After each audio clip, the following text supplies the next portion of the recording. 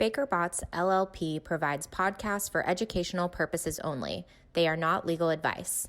This communication may constitute attorney advertising.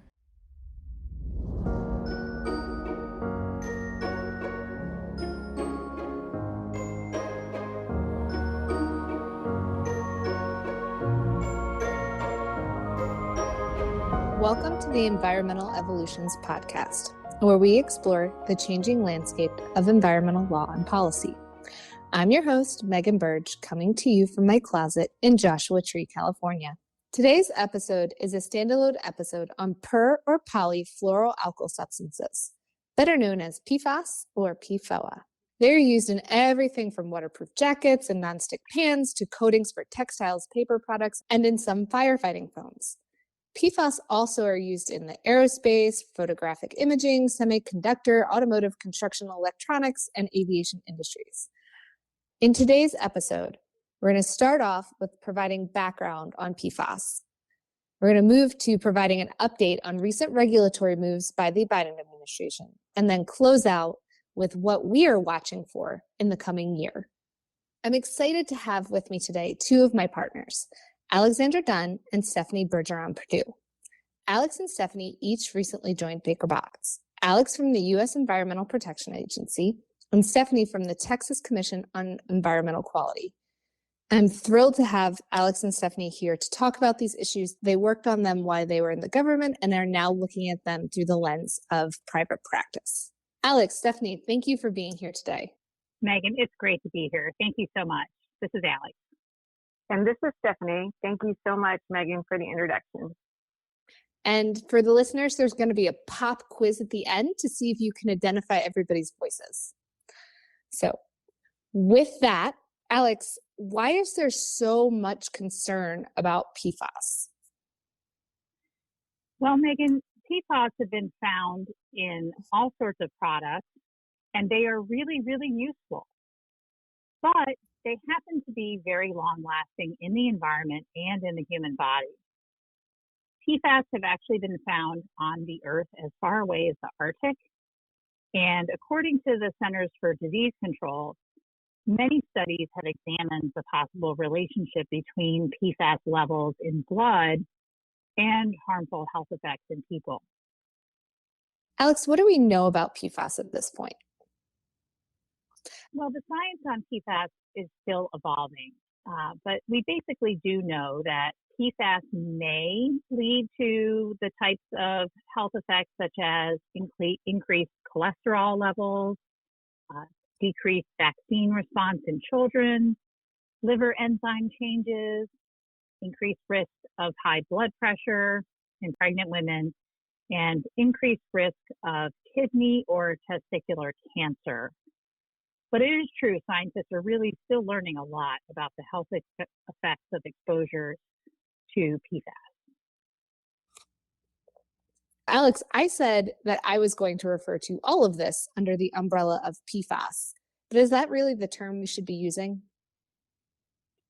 Well, PFAS is the umbrella term, as you said, and it refers to a family of perfluoroalkyl substances. And the family contains about 600 members in commerce today. Wow. What's the difference between these chemicals? Well, all PFAS are definitely not alike. They have different chemical formulations. Some are called longer chain, shorter chain. But what's important to note is that most of the activity in the regulatory space at the federal and state level have focused on two particular members of this family, PFOA and PFOS, or PFOA and PFAS. So let's talk about some of those regulations, Alex. Where do we stand today here in the U.S.? Well, this is when things really start to get a little bit hairy. In May 2016, EPA announced lifetime health advisories for PFOS and PFOA in drinking water. And everybody cares about their drinking water. But these advisories were non-enforceable and non-regulatory. And the value that EPA selected was 70 parts per trillion combined. to these two PFAS. Well, this really sent states into a frenzy because these weren't regulatory levels, they were advisory. And you can just imagine that communities across the country started getting concerned. That's actually a great point for us to turn to Stephanie with a couple of questions here. How did Texas react to the advisories? Actually, in 2011, TCEQ had developed toxicity factors for 16 perfluoro compounds, or PFCs, including PFOA and PFAS, which were used and are used in calculating risk-based values for soil, groundwater, sediment, and fish tissue. EPA issued its health advisories, as Alex mentioned, for PFOA and PFAS in drinking water in 2016. These are very different programmatic contexts. TCEQ had proceeded with utilization of its remediation values because PFCs do not break down, which means potential exposure will persist, and contamination would otherwise not be addressed. Well, tell me more about TCEQ's regulatory role here. It is mostly in the remediation program and specifically groundwater contamination that TCEQ addresses PFOA and PFAS.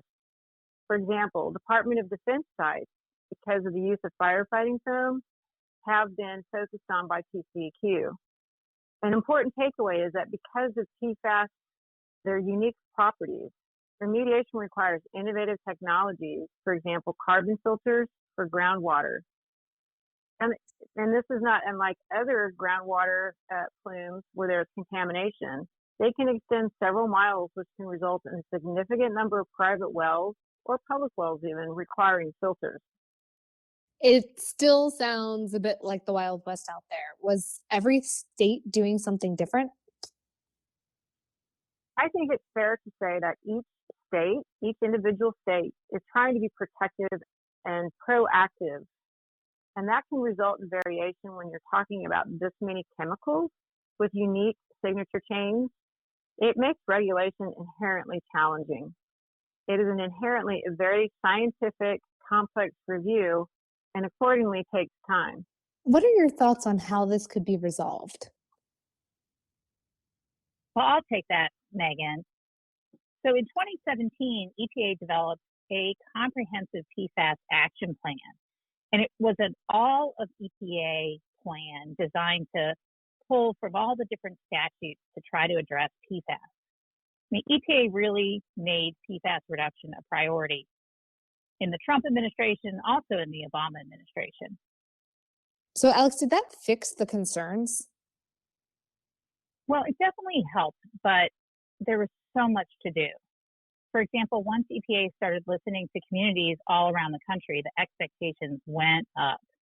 Then Congress got involved and added 175 PFAS compounds to the toxics release inventory reporting requirements for affected companies. And those reports are due actually this July.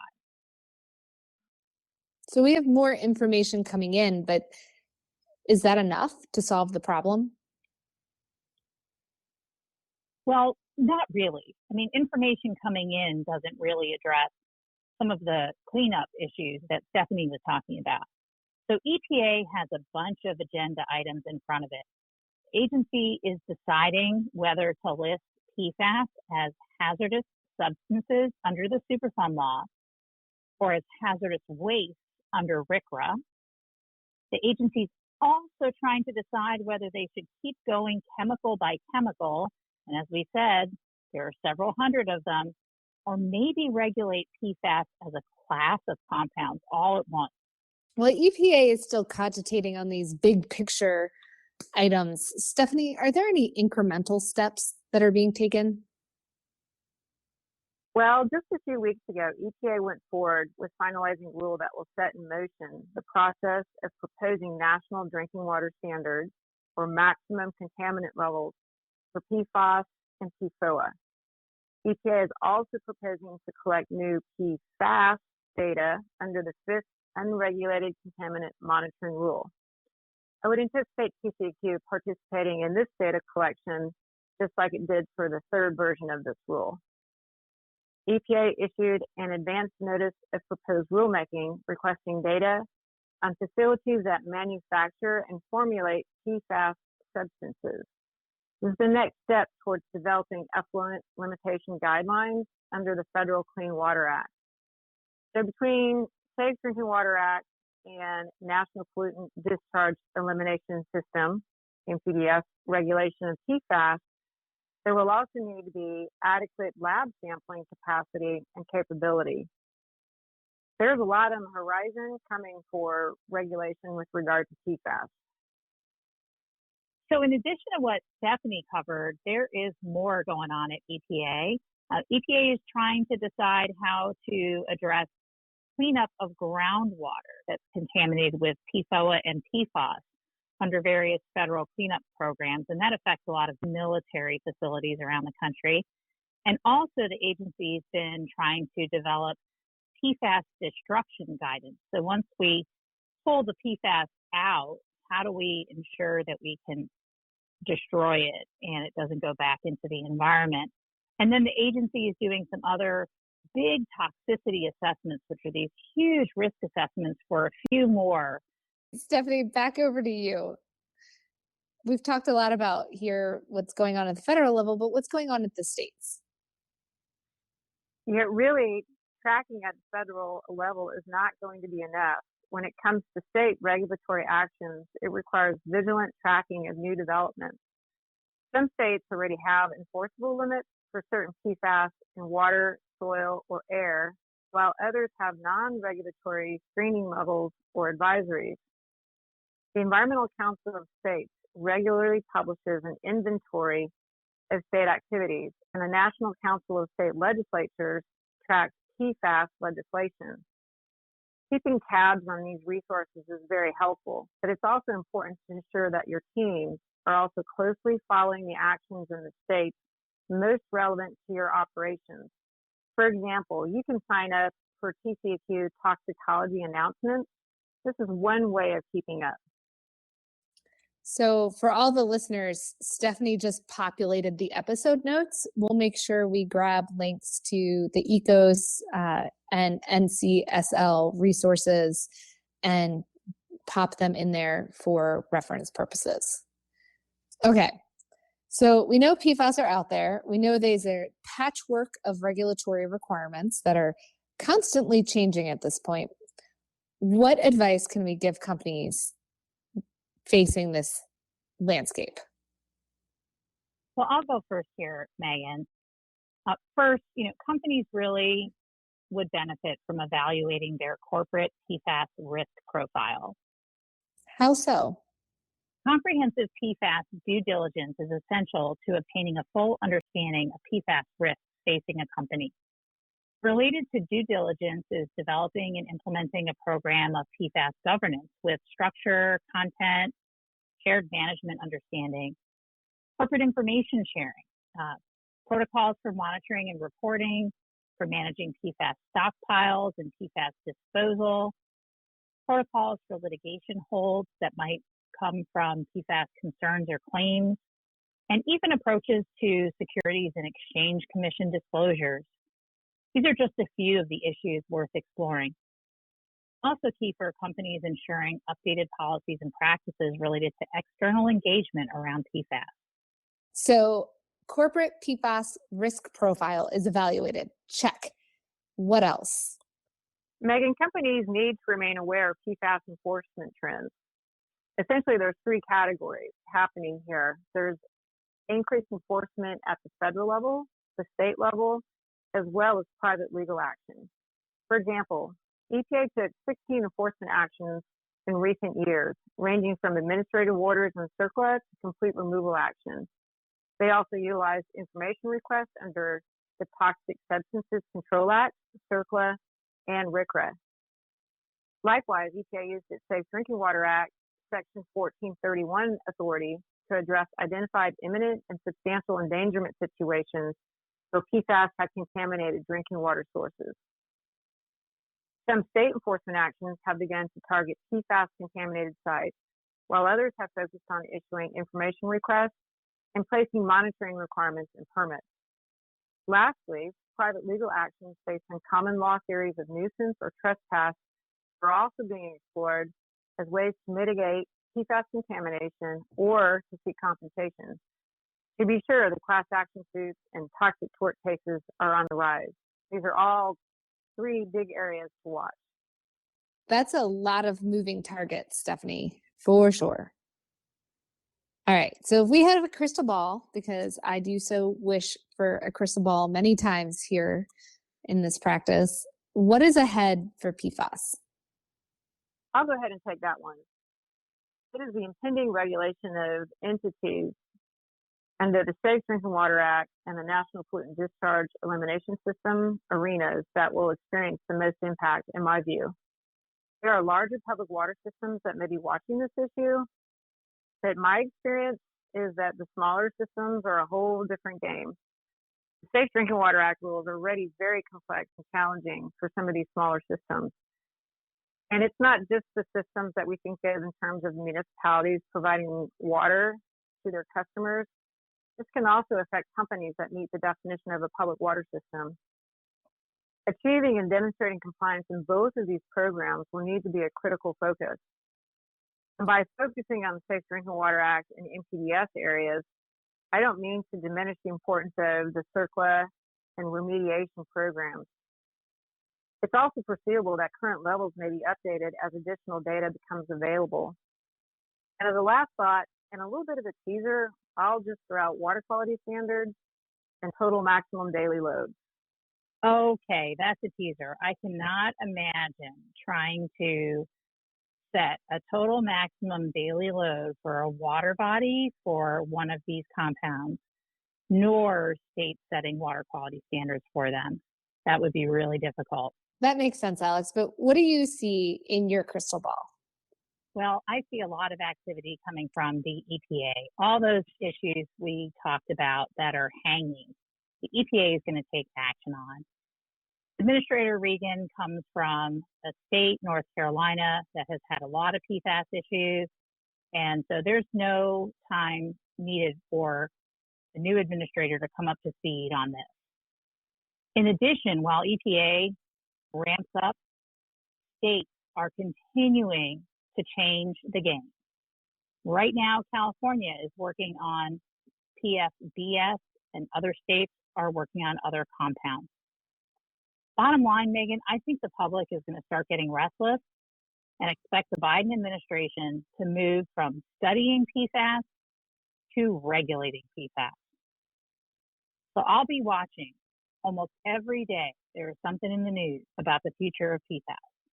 Well, ladies, today's discussion has been enlightening. And before we close out, I just want to flag for our listeners that the various websites that we discussed are in our episode notes, as well as contact information for both Stephanie and Alex. And with that, I think we are at the end of our time together here today. Thank you both, Alex and Stephanie, for joining me. Thanks, Megan. It was fun. It was nice. All right. Well, with that, I'm Megan Burge. Thank you for spending time with me today. Thank you for listening to this BakerBots podcast. For more information on BakerBots practices, please visit us at bakerbots.com. For over 180 years, through 13 offices in 9 countries, BakerBots has the experience, knowledge, and people to solve our clients' most significant legal issues. This presentation is provided by BakerBots LLP for educational and informational purposes only. It is not legal advice.